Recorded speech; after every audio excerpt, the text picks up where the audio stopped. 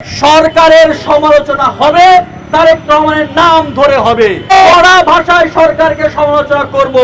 যদি সরকারের হেডম থাকে আমাদেরকে গ্রেফতার করে দেখান। হাসান নাসিমকে অবিলম্বে মুক্তি দিতে হবে। কার্টুন প্রচারের জন্য, লেখার জন্য আর কাউকে গ্রেফতার করা যাবে না। যেই সংসদে দাঁড়িয়ে আপনারা বড় বড় কথা বলেন, যেই সংসদে দাঁড়িয়ে নুরুল ইসলাম মনি চিফ হুইপ হয়েছেন, মনে রাখবেন ওই সংসদ জনগণ দখল করেছিল বলেই আজকে চিফ হুইপ আপনি। তারেক রহমান ফেসবুকে এসে বলছেন যে কার্টুন প্রচার করেন, আমার বিপক্ষে হলেও করেন, কিন্তু যেই কার্টুনে কোনো রকম মানহানি নাই, যেই কার্টুনে একটা স্যাটায়ার করা হয়েছে, যেটি চিফ হুইপ নিজেই করেছেন, সেই চিফ হুইপ আবার তার লোকদেরকে দিয়ে মামলা করিয়ে হাসান নাসিমকে গ্রেফতার করছেন। আমাদের ভাই হাসান নাসিম জেলে আছেন।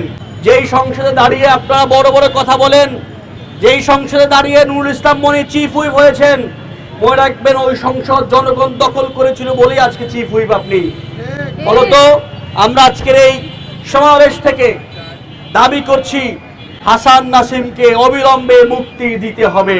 কার্টুন প্রচারের জন্য, লেখার জন্য আর কাউকে গ্রেফতার করা যাবে না। সরকারের সমালোচনা হবে, তারেক রহমানের নাম ধরে হবে।